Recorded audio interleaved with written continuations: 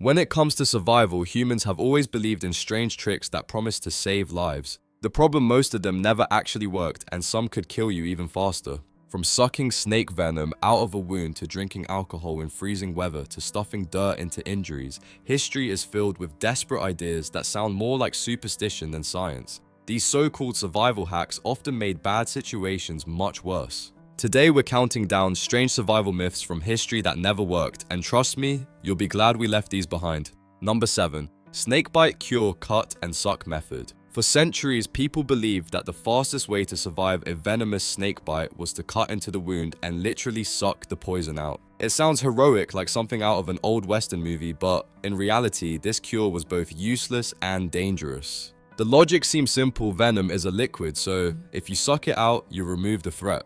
But here's the problem: snake venom spreads incredibly fast through the bloodstream. By the time someone starts cutting and sucking, the toxins have already moved beyond the bite site. At best, this myth gave people a false sense of control. At worst, it made things much worse. The deep cuts often cause severe bleeding and infections, especially when done in the field without sterile tools. And for the person doing the sucking, they risked getting venom in their mouth gums or any small cut, potentially poisoning themselves too. Medical studies later confirmed what victims already suspected: the method didn't save lives. In fact, the World Health Organization has specifically warned against it. The only real treatment for a venomous snakebite is antivenom and professional medical care, not playing vampire with an open wound. Still, the myth lasted well into the 20th century, thanks to movie survival guides and even Boy Scout manuals. Some people still believe in it today, despite overwhelming evidence to the contrary. So next time you see a snake, remember, don't try to be a hero with a pocket knife and your lips. Call for help, keep calm, and let science, not folklore, save the day. Number 6. Drinking alcohol to stay warm. On a freezing night, it seems logical to take a big swig of whiskey and let that liquid fire spread through your chest. For centuries, people truly believed alcohol was the perfect survival hack against the cold. Soldiers, explorers, and mountain climbers alike relied on it. Even today, you'll hear the phrase, "a shot will warm you up." The reality, it's one of the deadliest myths out there. Alcohol doesn't actually warm you, it tricks your body into thinking it's warm. Here's what happens when you drink alcohol: dilates your blood vessels, sending warm blood rushing to the surface of your skin. That's why your cheeks flush and you feel toasty, but in doing so, it pulls heat away from your vital organs, dropping your core temperature dangerously fast. In a survival situation, this can actually speed up hypothermia instead of preventing it. This false warmth has killed countless people. Take Arctic explorers, many kept brandy on hand, believing it was their lifeline. Instead, it often became their death sentence. Rescue workers in cold regions still find victims who froze faster because alcohol made them underestimate the danger. And it doesn't stop there, alcohol also impairs judgment. So not only are you colder than you realize, but you're also less likely to make the right decisions, like seeking shelter or conserving energy. So no, a flask of rum isn't your survival buddy in the snow. It's the exact opposite, a silent saboteur. If you really want to stay alive in the cold, skip the booze, layer up, and save the whiskey for when you're safely back by the fire. Number 5. Rubbing wounds with dirt or gunpowder. When you cut yourself today, you rinse it, slap on antiseptic, and call it a day. A few centuries ago, the go-to advice could be smear some dirt on it, or worse, pack it with gunpowder. Sounds insane. It was standard practice in many armies and frontier towns. The thinking was grimly practical. Dirt was everywhere, cheap and unnatural.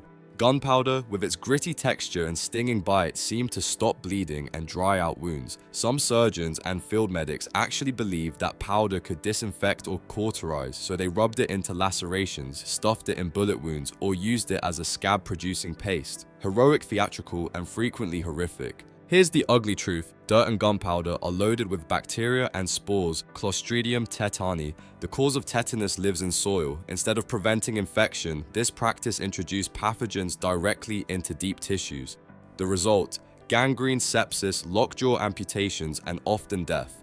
Worse, the gritty particles physically damaged tissue and interfered with healing. Gunpowder's chemicals could cause chemical burns and further necrosis, while any apparent hemostasis was often just the wound going bad and hardening.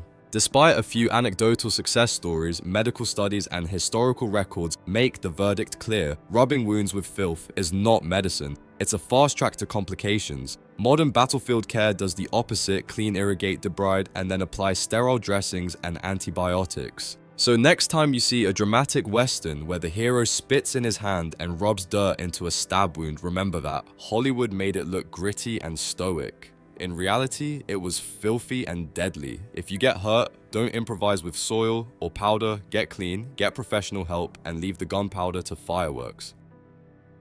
Number 4. Carrying garlic or herbs as disease protection. For centuries, when epidemics swept through towns, people clutched garlic, sage, or rosemary like life-saving charms. The logic was simple but flawed. If the air carried sickness, what doctors once called miasma or bad air, then strong-smelling herbs would block or purify it. So people stuffed herbs into pockets, tied garlic cloves around their necks, and even filled masks with fragrant plants. Medieval plague doctors with their long beak-like masks weren't trying to scare kids, they were literally packing the beak with herbs to filter out the disease. On the surface, it almost made sense. Many herbs do contain natural compounds with mild antibacterial properties. Garlic, for example, has allicin, which can kill microbes in a lab dish.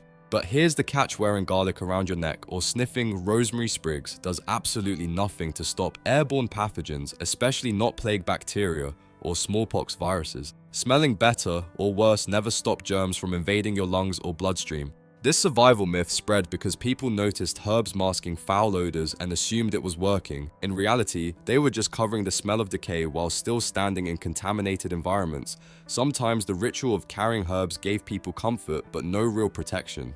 Modern medicine does use herbal compounds, garlic supplements, peppermint oil, even sage extracts, but in controlled doses and for specific conditions, not as magical plague shields. Looking back, carrying garlic was less about science and more about superstition mixed with desperation. So while the necklace of garlic might keep away vampires in folklore, it never kept away the Black Death. If anything, it just made you smell like dinner while you waited for the plague to arrive. Number 3. Jumping into water to escape fire. When flames close in, your instinct screams get away, and water seems like the obvious refuge. For centuries, people assumed the safest move during a big blaze was to dive into the nearest river pond or well. Sounds sensible until you remember, fires don't just burn, they heat the air and the water too.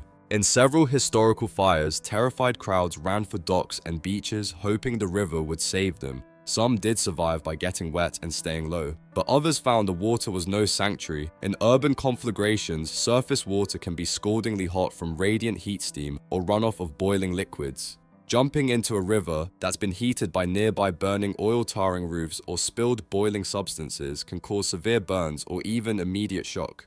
People who leapt in sometimes suffered from scalding hypothermia afterward, or drowned because the current wrecked by debris pulled them under.